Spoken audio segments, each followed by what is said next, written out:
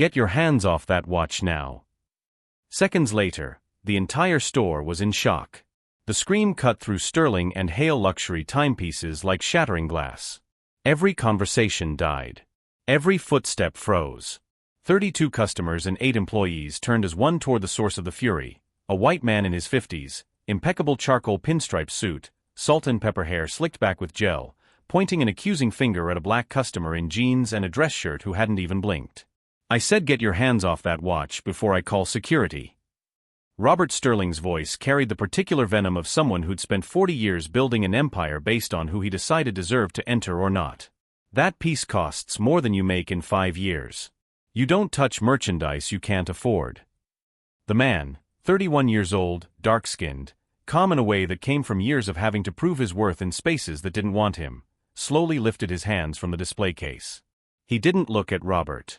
He looked at the vintage Patek Philippe inside the glass, the one he'd been examining with the careful attention of someone who truly understood what they were seeing. I was just looking, he said quietly, his voice controlled. The saleswoman told me I could. Well, I'm the manager, and I'm telling you that you can't. Robert stepped forward, positioning himself between the customer and the display case like a guard protecting crown jewels. Jennifer, why did you let this guy handle our inventory unsupervised? The young saleswoman, Jennifer, 25, face burning with shame, opened her mouth trying to explain. She'd been working at Sterling and Hale for 2 years. Had just been promoted. Couldn't lose this job. He asked about the Patek Philippe very specifically, Mr. Sterling. Knew the reference number, the year, the characteristics. I thought. You thought.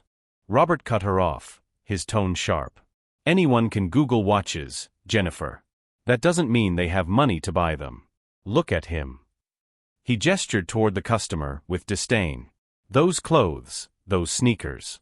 You really think someone like that can pay $70,000 for a watch?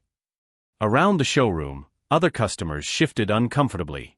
An Asian woman in a business suit quietly pulled out her phone and started recording. An elderly couple exchanged horrified glances. But no one said anything. Not in the moment. Never in the moment. The man's name was Isaiah Bennett, though Robert Sterling hadn't bothered to ask. He'd come to Sterling and Hale for a very specific reason, looking for a very specific watch. The Patek Philippe reference 2526 in the display wasn't just an object to him. It was a promise he'd made 20 years ago to his grandmother, who died of exhaustion after spending 50 years cleaning rich people's houses. She'd shown him a photograph once, yellowed with time, of his grandfather wearing that exact model. When you make it, baby, she'd whispered on her deathbed, you find that watch. You wear it and remember we're worth just as much as anyone. It had taken 2 decades of work, sacrifice, and constantly proving himself in rooms where he was the only black face, but Isaiah had finally found one. And he'd walked into Sterling and Hale prepared to pay the $70,000 asking price in cash. But Robert Sterling didn't know any of that. And wouldn't care if he did. Sir, Isaiah said, keeping his voice steady despite the familiar tightness in his chest, that mix of anger and exhaustion from having to justify his existence in public spaces. I have a scheduled appointment. With the store owner, Mr. Hale. He's expecting me at 3 o'clock. Robert glanced at the Rolex on his wrist, gold ostentatious, probably worth more than Isaiah's car, and gave a short, cruel laugh. Richard Hale doesn't make appointments with people who show up dressed to wash cars. And even if he did, he'd tell me. I've been managing this store for 15 years. I know exactly who belongs here and who doesn't. He crossed his arms, the posture of someone accustomed to having the final word. Now, you have 2 options. You can leave on your own, or I can make you leave. And trust me, you don't want me to do that. I have trained security, and I have friends in the police who'd love to hear about suspects trying to scam luxury establishments. The words fell like poison in the air. Jennifer looked close to tears. The customers' recording multiplied. Someone murmured, "This isn't right," softly, but not loud enough to make a difference. Isaiah took a deep breath. 1, 2, 3. The technique his therapist had taught him for when the world decided to remind him that his skin was still seen as threat before it was seen as humanity. I understand, he said, and there was something in the tone, not anger, not defeat, but a dangerous calm that made Robert frown. Isaiah pulled his phone from his pocket slowly, deliberately, keeping his hands visible because sudden movements by black men near nervous security had consequences he knew all too well. "I'll just call Mr. Hale and confirm my appointment. I'm sure he can clear up the misunderstanding." "You don't have Richard Hale's personal number," Robert scoffed, but something in his tone wavered. "And even if you did, he's in a meeting with important investors. Real people." Isaiah was already dialing. The phone rang twice before a voice answered, loud enough for nearby people to hear. "Isaiah." "I was starting to worry. Did you arrive?" Robert Sterling's face went through a series of expressions: confusion, disbelief, and then something like panic beginning to form. "I did, Mr. Hale," Isaiah replied, his voice polite, professional. "But there seems to have been some problem. The store manager is questioning whether I should be here." There was a pause on the other end. When Richard Hale spoke again, his voice had lost all cordiality. "Put Robert on. Now." Isaiah extended his phone. Robert looked at it like it was a snake about to strike. His hand trembled slightly as he took it. "Richard? I can explain. There was this guy here who—" No one in the showroom could hear what Richard Hale said, but they could see the effect. Color draining from Robert's face. His eyes widening. His posture shrinking inch by inch like a balloon losing air. "Yes, sir." "No, sir. I didn't know he was." "I understand." "Yes, sir." Immediately. He returned the phone to Isaiah with a hand now visibly shaking. "Mr. Hale is coming down now," Robert said, his voice suddenly small. He'd like you to wait." The elevator at the back of the store opened with a soft sound. Richard Hale emerged, 60 years old, completely white hair, suit that probably cost what Isaiah made in a month, and walked straight to Isaiah, completely ignoring his manager. "Isaiah Bennett." He extended his hand with a genuine smile. "Forgive me for not being here when you arrived. And forgive my manager for—" He looked at Robert with an expression that promised very unpleasant conversations in the future, his inexplicable behavior. Robert opened his mouth, closed it, opened it again. He looked like a fish out of water. "Mr. Hale, I didn't know he was a real customer. I was just protecting the store from customers who want to spend $70,000? Richard asked, his voice dangerously soft. "Interesting business strategy, Robert." He turned to Isaiah. "Please come to my office. I have not only the Patek Philippe you wanted, but also some others I think you'll appreciate. And Robert," he looked over his shoulder, "we'll talk later. Extensively." As Isaiah followed Richard toward the elevator, he stopped beside Jennifer. "Thank you for trying to help. You were professional." Jennifer nodded, tears of relief shining in her eyes. Robert Sterling stood frozen in the middle of the showroom, surrounded by customers who'd filmed everything, employees avoiding his gaze, and the growing realization that his racist assumptions had just destroyed something he couldn't yet calculate. But the price was being tallied.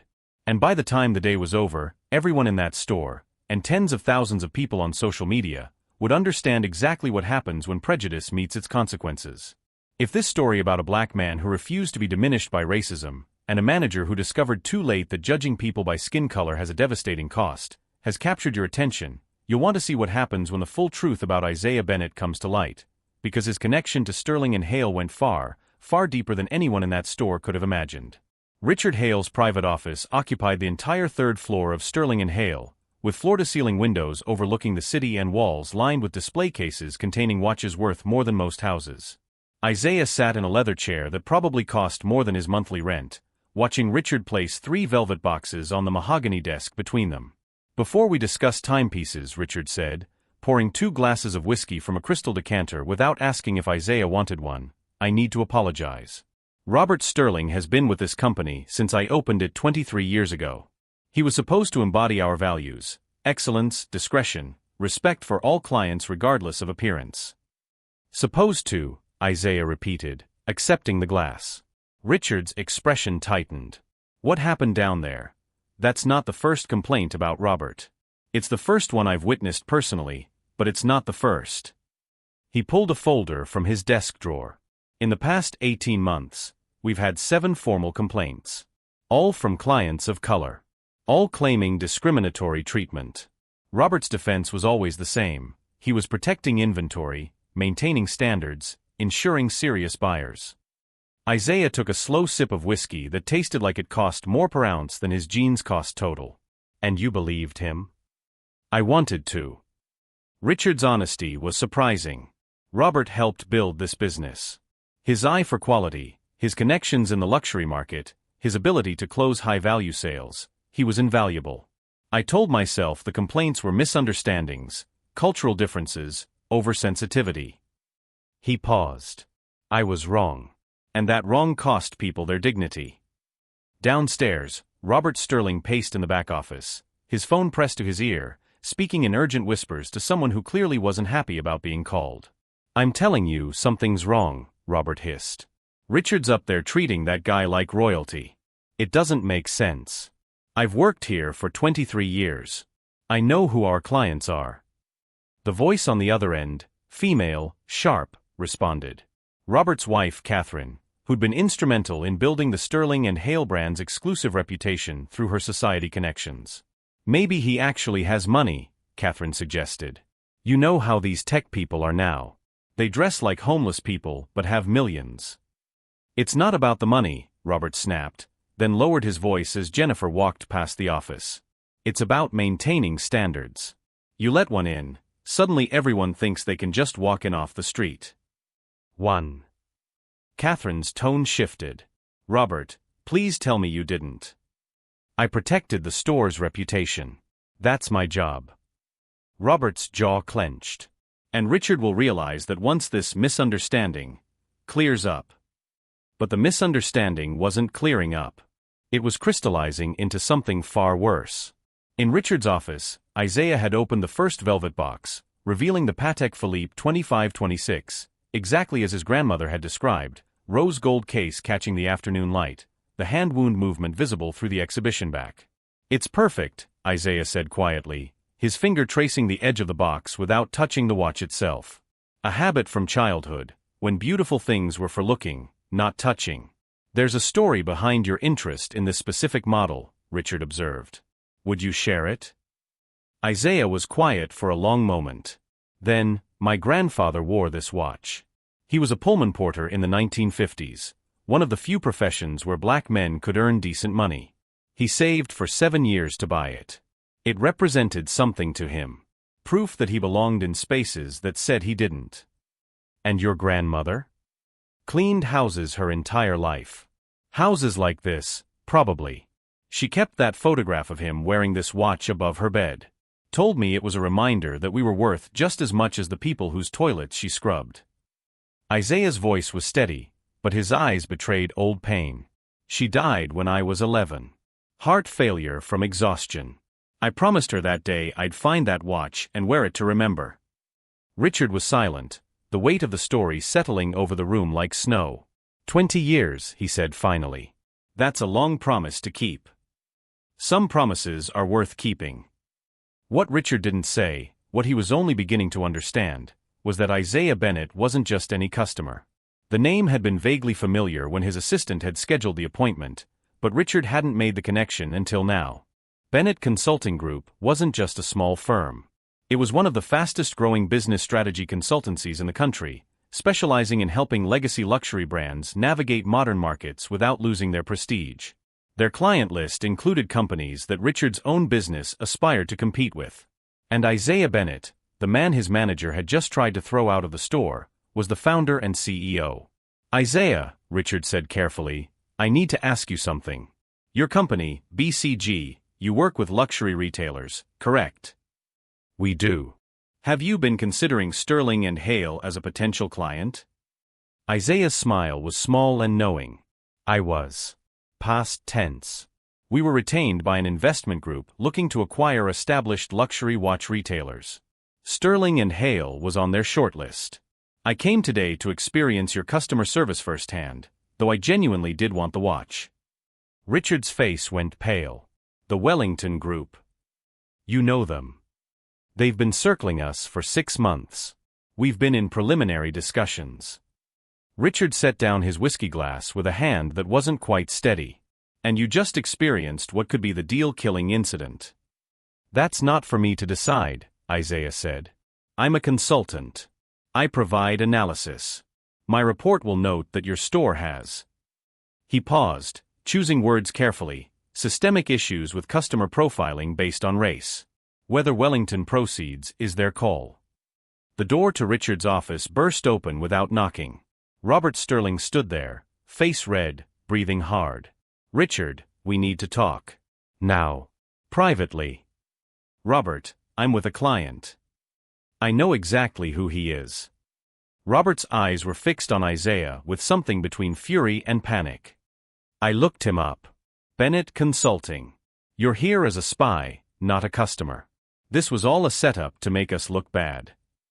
Isaiah remained seated, his calm absolute. I was here as both. The setup was all yours. You baited me, Robert accused.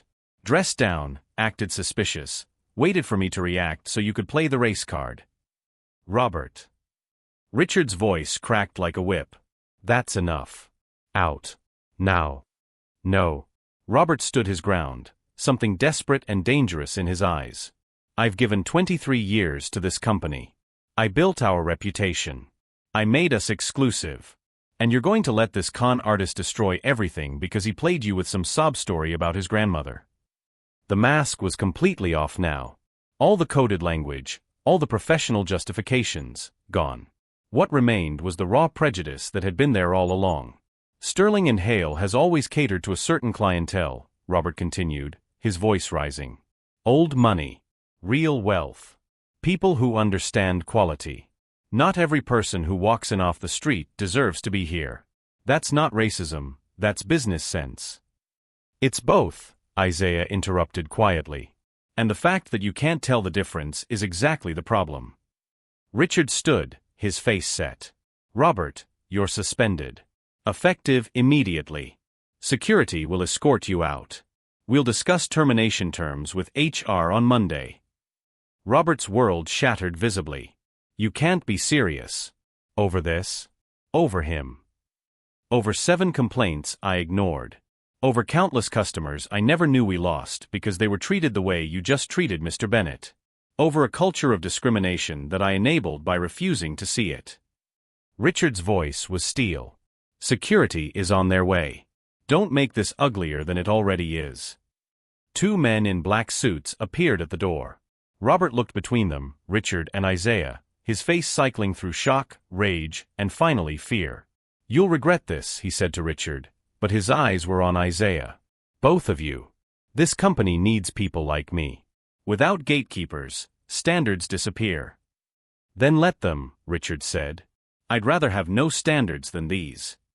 As Robert was escorted out, shoulders slumped, movements mechanical, the visible collapse of a man watching his identity crumble, Isaiah remained seated, his expression unreadable. Jennifer appeared at the office door, hesitant. Mr. Hale? The other staff members wanted me to tell you. We support your decision. All of us. All of you. Richard asked. Mr. Sterling has been, like that, for a long time. We just didn't think anyone would believe us over him. Jennifer's voice shook slightly. Thank you for believing someone. After she left, Richard turned to Isaiah. Your report to Wellington. What will it say? Isaiah stood, walked to the window, looked down at the showroom 3 floors below where customers still milled around, phones still out, the incident already spreading across social media. It will say that Sterling and Hale has a problem. But it will also say that when confronted with that problem, ownership took immediate, decisive action. He turned back to Richard. The question is what happens next. One termination doesn't fix systemic issues. What do you recommend? Full diversity audit. Implicit bias training for all staff. Clear policies about customer profiling. Transparent complaint procedures. Community outreach to groups your store has historically excluded. Isaiah rattled off the list with the ease of someone who'd done this before. And most importantly, accountability. Not just when consultants are watching, but always. Richard nodded slowly. And the Patek Philippe? Isaiah smiled, a real smile this time, the first one Richard had seen. I'm still buying it. Some promises are worth keeping, regardless of circumstances. As Isaiah prepared to leave with his purchase, wrapped carefully, the transaction completed with the respect it should have had from the beginning. He paused at the office door. Mr. Hale, one more thing. Robert said something that was almost right. Standards don't disappear without gatekeepers. They just become standards worth having. One's based on behavior, not appearance. On character, not color. Downstairs, as Isaiah walked through the showroom toward the exit, every employee stood a little straighter. Some nodded. Jennifer met his eyes and mouthed thank you. The customers who'd filmed everything were already posting. Hashtag Sterling and Hale was trending.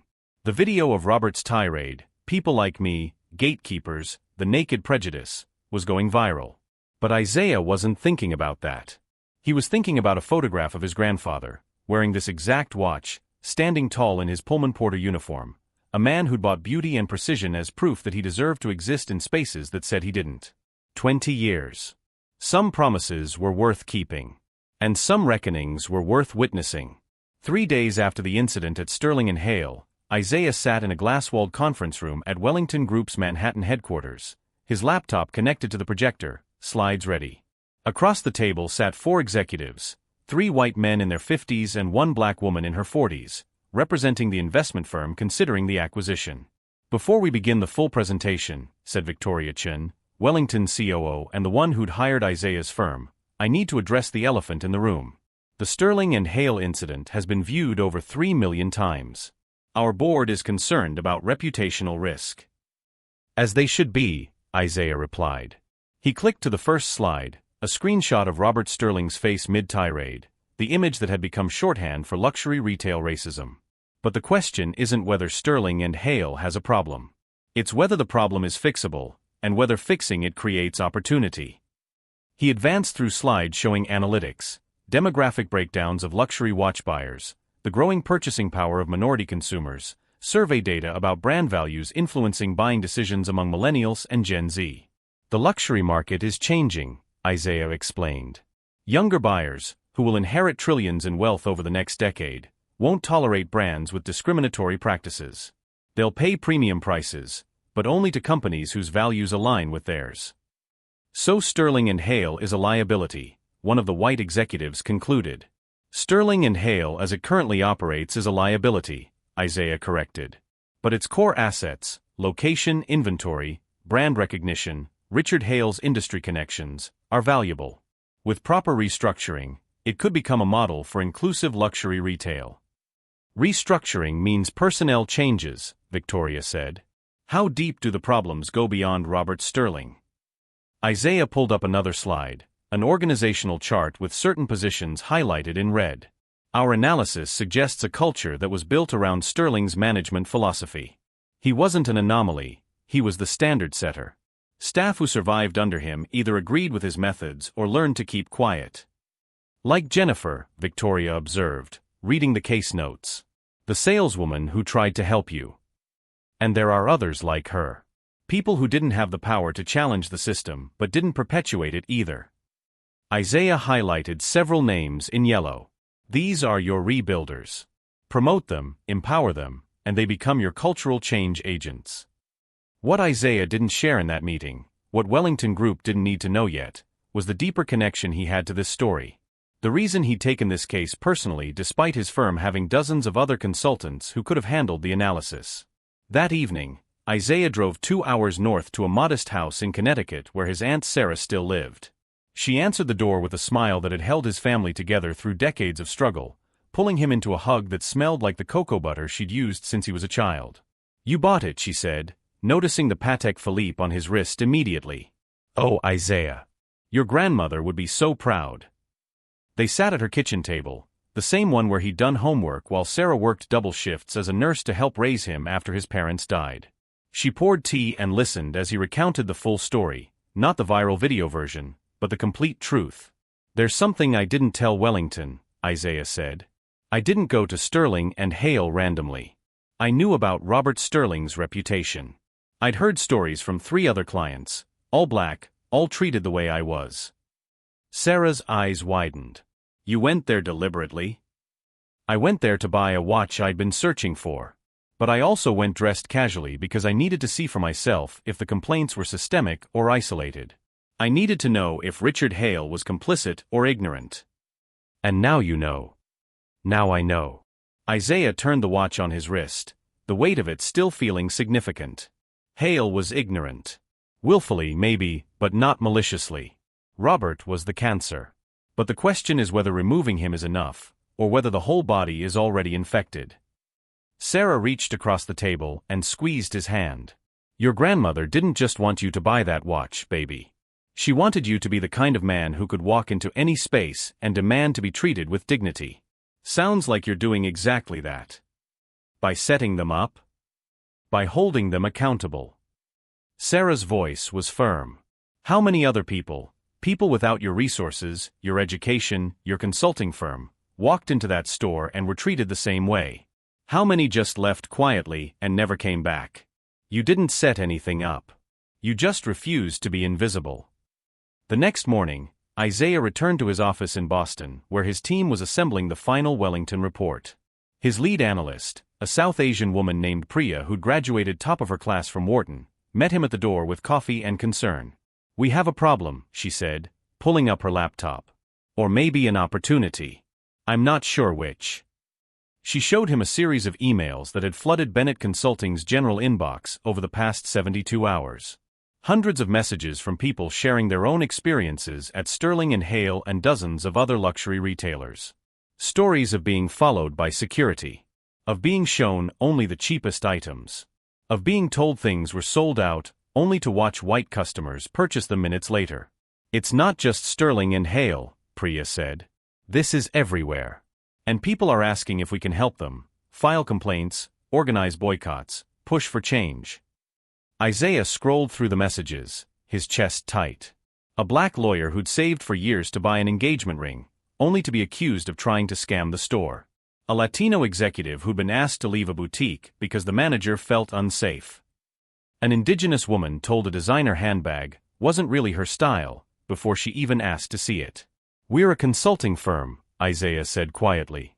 Not civil rights attorneys. But we could be both. Priya's eyes were bright with possibility. We have the data, the business analysis, the insider knowledge of how luxury retail operates. We could create a practice area specifically focused on this, helping brands identify and eliminate discriminatory practices before they become PR disasters. That's a massive pivot. It's also a massive opportunity. Luxury brands are terrified right now. They've watched Sterling and Hale's stock price drop 15% in 3 days. They know they could be next. Priya pulled up a list of companies. I've had informal inquiries from 4 major retailers asking if we do cultural audits. They're not even trying to hide what they're really asking for, help covering their asses before their Robert Sterling gets caught on camera. Isaiah stared at the list.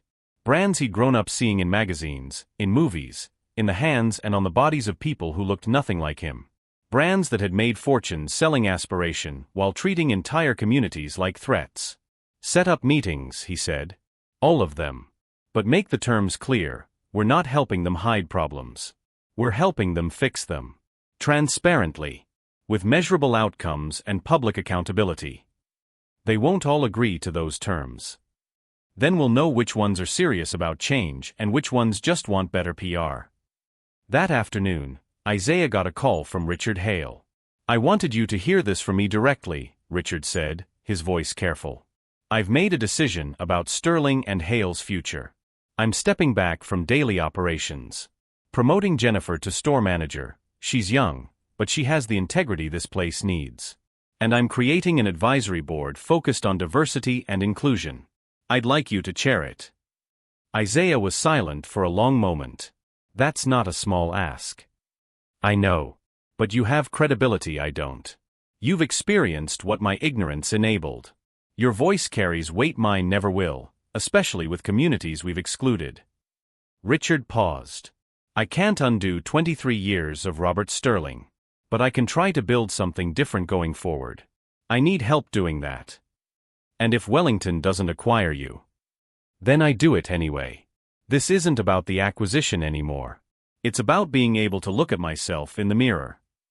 Isaiah thought about his grandmother, about the photograph, about 20 years of carrying a promise. About all the people whose emails filled his inbox, carrying their own promises, their own dignity, their own refusal to be erased. "I'll consider it," he said. "But I need something from you first." "Name it." "Robert Sterling. I want to understand how he became who he is. Not to excuse it, to prevent it. I need to interview him." Richard's hesitation was palpable. "He won't agree to that." "Then make it a condition of his severance package. Full cooperation with an independent review, including recorded interviews. Or he gets nothing." "That's aggressive." "So was telling me I didn't belong in your store because of my skin color." Isaiah's voice was steel-wrapped in silk. "If he wants to salvage anything from this, his reputation, his retirement, his ability to work in this industry again, he needs to help ensure it doesn't happen to others. That's the price." 2 days later, Isaiah sat across from Robert Sterling in a neutral office space rented specifically for the interview. Robert looked smaller somehow, diminished without the armor of his title and his store. But his jaw was still set with stubborn pride. "I agreed to this under duress," Robert said as Isaiah set up the recording equipment. "For the record." "Noted," Isaiah replied. "Let's start simple. How long have you worked in luxury retail?" 32 years. Started as a stockboy at a jewelry store in Greenwich. Worked my way up." "And when did you start believing that certain customers didn't belong in luxury spaces?" Robert's eyes flashed. "That's not what I believe. I believe in maintaining standards. There's a difference." "Explain the difference." "Luxury is about exclusivity. If everyone can walk in and feel entitled to service, it's not luxury anymore, it's just expensive. Part of the experience is knowing you've earned the right to be there." "And how does someone earn that right?" "By demonstrating they're serious. By showing they understand the value of what we offer. By respecting the environment." "And clothing choices determine all of that?" Robert's jaw clenched. "When you've worked in this industry as long as I have, you develop instincts. You learn to read people. To identify who's genuinely interested versus who's wasting time or worse, casing the place for theft. What percentage of the black customers you've encountered were casing the place?" "I didn't profile based on race." "Robert." Isaiah's voice was patient but firm. "I have testimony from 7 different customers. All people of color. All describing similar treatment from you. The data doesn't support random coincidence." Robert was quiet for a long time. When he spoke again, his voice was different, tired, maybe, or defeated. "My first year managing a store, we got robbed. 3 men, all black, well-dressed, came in asking about expensive watches. While my attention was on them, a 4th cleaned out a display case. 50,000 in merchandise gone." "So you assumed all black customers were potential thieves?" "I assumed I needed to be more careful about who I let get close to valuable inventory." Robert's hands were clasped tightly on the table. "I never thought of it as racism. I thought of it as pattern recognition. Learning from experience." "Except your pattern was based on a sample size of 1 incident, applied to millions of people." Isaiah leaned forward. "Did you ever consider that maybe, just maybe, you were seeing what you expected to see? That your wariness created the very scenarios you feared?" Robert didn't answer. "Here's what's going to happen," Isaiah continued. "This interview will be part of a training program. Other luxury retailers will watch it. They'll see you, not as a monster, but as a cautionary tale. Someone who let one bad experience poison decades of interactions. Someone who confused vigilance with prejudice. And what do I get out of it? The truth." Isaiah met his eyes directly. "The truth that you weren't protecting anything worth protecting. That exclusivity based on skin color isn't luxury, it's just bigotry with a high price tag. And maybe, if you're willing to sit with that truth, you get the chance to understand what you actually cost people. Not just sales or revenue, but dignity." Robert's face was unreadable. But for the first time since they'd sat down, he didn't argue. Outside that room, a reckoning was building. Wellington Group was moving forward with the acquisition, contingent on the restructuring Isaiah had outlined. 4 other luxury brands had signed contracts for cultural audits. And the emails kept coming, hundreds now then thousands, from people who'd been made to feel less than, demanding to be seen as exactly enough. Isaiah touched the Patek Philippe on his wrist and thought about his grandmother's photograph.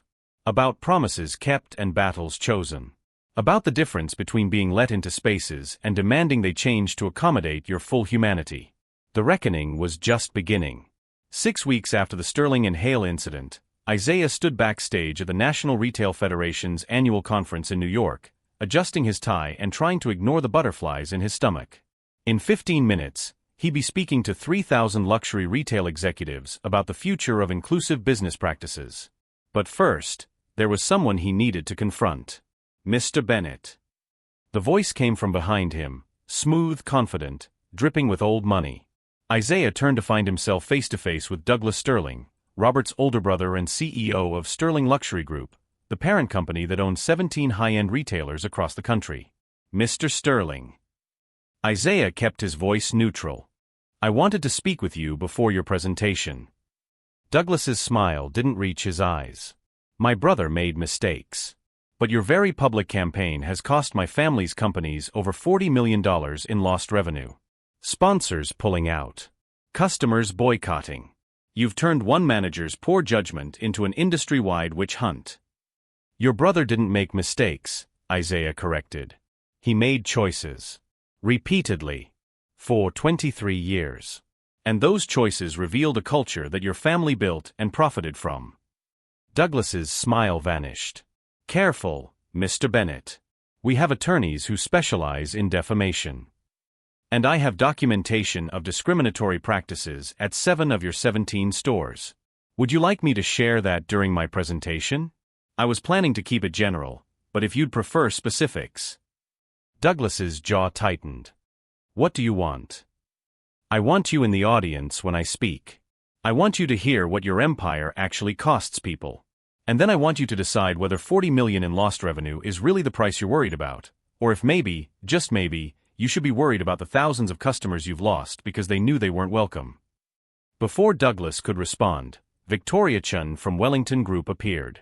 Isaiah, they're ready for you. Oh, Douglas. Her smile was razor-sharp. I didn't realize Sterling Luxury Group was attending. How brave of you to show up. Ms. Chun. Douglas nodded stiffly and walked away, his shoulders rigid. Victoria waited until he was out of earshot. That was risky. So is everything worth doing? Isaiah took a breath. Is she here? Front row, left side. Just like you asked. Isaiah walked onto the stage to thunderous applause mixed with a palpable undercurrent of tension. The retail executives in the audience knew they were either about to be challenged or validated. There was no middle ground. He clicked to his first slide, the viral video of Robert Sterling's tirade, the moment frozen on people like me. 42 million views, Isaiah said. But this isn't a story about one racist manager. This is a story about an industry that built cathedrals to aspiration while locking the doors on anyone who didn't look like they belonged. He advanced through slides, data showing that black customers with identical income levels to white customers were followed by security at 3 times the rate. Studies proving that luxury sales associates made assumptions about purchasing power based on appearance. Testimony after testimony from people who'd been humiliated, dismissed, accused. Robert Sterling became the face of this problem because he got caught on camera, Isaiah continued. But how many didn't get caught?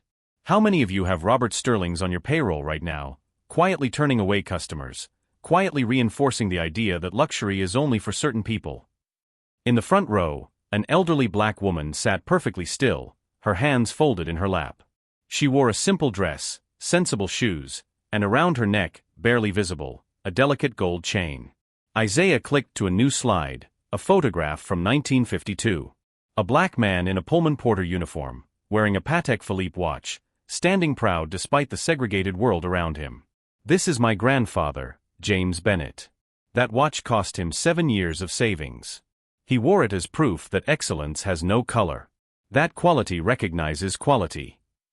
Isaiah paused, emotion threatening his composure. My grandmother kept this photograph above her bed for 50 years. She died cleaning houses so I could go to college. And her last words to me were, "Find that watch. Wear it. Remember we're worth just as much." The room was utterly silent. It took me 20 years to find that watch. And when I did, I walked into a store prepared to pay $70,000 for it. But before I could even ask the price, I was told I didn't belong. That I couldn't afford it. That people like me don't touch things like that. Isaiah held up his wrist, the Patek Philippe catching the stage lights. I bought it anyway. But here's the question that should haunt every person in this room. How many others didn't? How many people with money, with taste, with genuine appreciation for what you sell, walked into your stores and walked right back out because you made them feel like criminals instead of customers? He clicked to the final slide, a dollar figure that made the audience gasp. $246 billion. That's the estimated purchasing power of minority consumers in the luxury market. That's the revenue you're leaving on the table every single day by maintaining cultures that exclude rather than embrace. Douglas Sterling, seated 3 rows back, was visibly pale.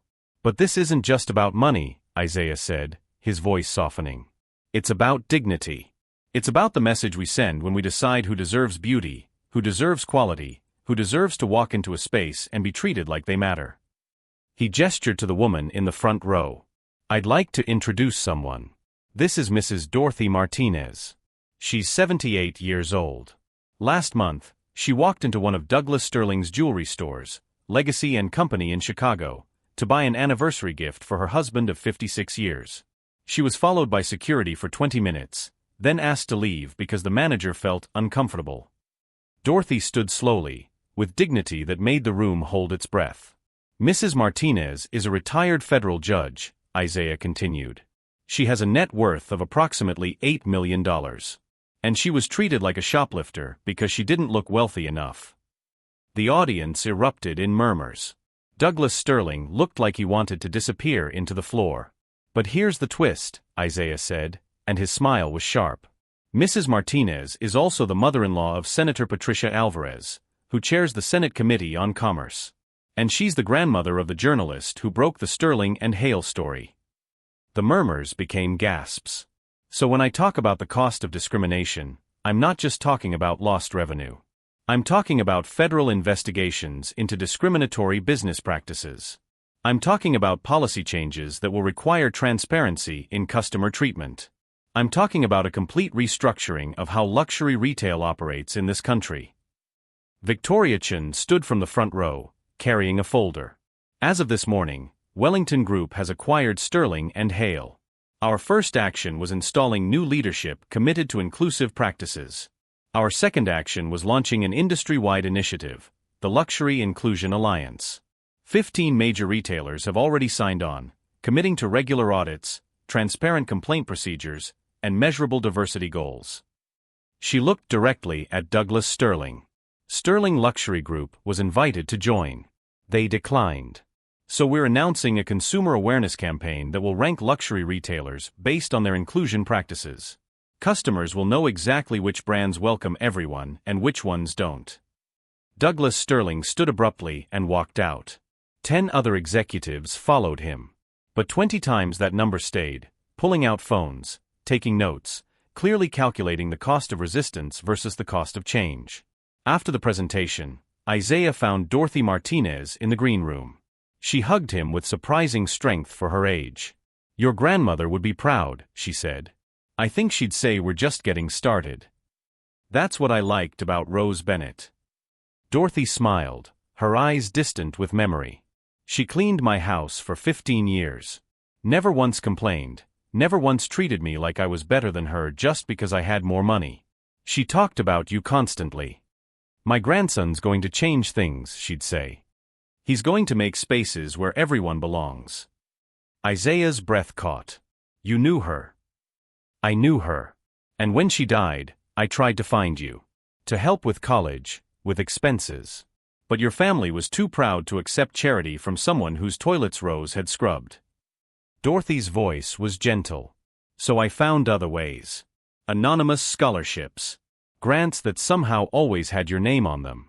Investment opportunities that came through intermediaries. The pieces clicked together. The scholarship that appeared when he'd run out of money sophomore year. The consulting contract that launched his business. The Wellington Group connection that seemed too fortuitous. You've been helping me for 20 years. I've been honoring a woman who taught me that dignity isn't about wealth, it's about character. And that the mark of a civilized society is how we treat people when they're vulnerable. Dorothy squeezed his hand. You're finishing what Rose started. Making sure her grandson doesn't just belong in these spaces, but transforms them into spaces where everyone belongs. That evening, Isaiah's phone exploded with messages. 5 more luxury retailers joining the Inclusion Alliance. 4 major media outlets requesting interviews. 3 law firms representing minority customers who'd been discriminated against, asking if Bennett Consulting would serve as expert witnesses. And 1 message from Richard Hale. Jennifer just made her first $1 million sale. To a young black woman in sneakers and a hoodie who walked in asking about engagement rings. Everyone in the store treated her like royalty. This is what you built. Thank you. Isaiah looked at the Patek Philippe on his wrist, thinking about his grandmother, about Dorothy, about every person who'd been told they didn't belong and proved the world wrong. The watch kept perfect time. But the real measure wasn't in hours or minutes. It was in moments like this, when systems built on exclusion began to crack, when dignity demanded its due, when promises made to dying grandmothers finally came true. The revolution wouldn't be televised. It would be purchased, one respectful transaction at a time, in stores that finally understood that luxury without humanity was just expensive emptiness. And Isaiah Bennett, wearing his grandfather's watch, was just getting started. 18 months after the Sterling and Hale incident, Isaiah stood in the newly renovated flagship store, barely recognizing the space that had once been the site of his humiliation. The marble floors remained, but the atmosphere had transformed completely. Warm lighting, diverse staff, and most importantly, customers of every background browsing without suspicion or surveillance. Jennifer approached with a genuine smile, her new title, Director of Customer Experience for Sterling and Hale's Eastern Region, embroidered on her blazer. Mr. Bennett, we're ready for you. The occasion was the launch of the Bennett Legacy Collection, 10 vintage timepieces, each with a story of someone who'd overcome discrimination to achieve excellence.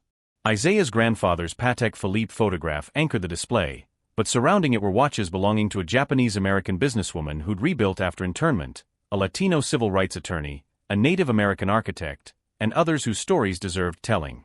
Richard Hale stood at the podium, older now but lighter somehow, as if shedding Robert Sterling had removed years of weight. 18 months ago, this store represented the worst of luxury retail, exclusion masquerading as excellence. Today, thanks to the courage of one man who refused to accept being diminished, we represent something different. Luxury with integrity. He gestured to Isaiah. But let Mr. Bennett tell you himself. Isaiah took the microphone, scanning the crowd. Dorothy Martinez sat in the front row, next to Senator Alvarez, who'd introduced federal legislation requiring diversity reporting from luxury retailers. Priya stood with the Bennett Consulting team, their practice now triple its former size. And in the back, barely visible, stood Robert Sterling. Isaiah had invited him. Not for forgiveness, that wasn't his to give, but for witness. For the man to see what he'd been part of destroying, and what could be built in its place. When I walked into this store 18 months ago, Isaiah began, I was told I didn't belong. That people like me don't touch things like these watches. But the truth is, people like me, people like all of us, have always appreciated beauty, excellence, craftsmanship. We've just been kept from accessing it by gatekeepers who confused exclusivity with exclusion. He clicked to a slide showing Sterling and Hale's numbers. In the 18 months since restructuring, this store's revenue has increased 42%. Customer satisfaction scores are up 67%. Staff retention has improved 83%. And perhaps most importantly, customers from communities previously excluded now represent 38% of total sales. Inclusion isn't charity, Isaiah continued. It's smart business. But more than that, it's basic human decency. It's recognizing that the value of a person isn't determined by their appearance, their clothing, or the color of their skin. It's determined by their character, their passion, their appreciation for quality. He held up his wrist, the Patek Philippe catching the light. This watch represents a 20-year promise to my grandmother. But it also represents something larger, the idea that we all deserve to walk into spaces and be treated with dignity. That excellence recognizes excellence, regardless of the package it comes in.